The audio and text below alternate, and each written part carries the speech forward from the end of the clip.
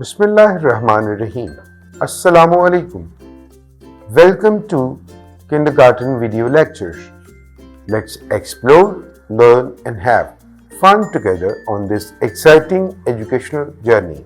Our today's topic is forward and backward counting. Listen carefully.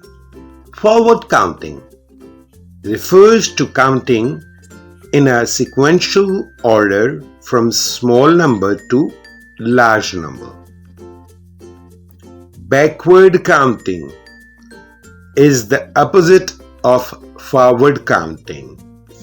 Let's start with the forward counting. 1, 2, 3, 4, 5, 6, 7, 8, 9.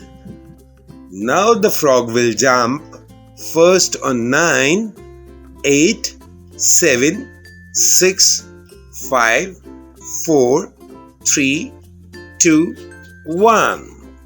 Thank you. See you in the next lesson.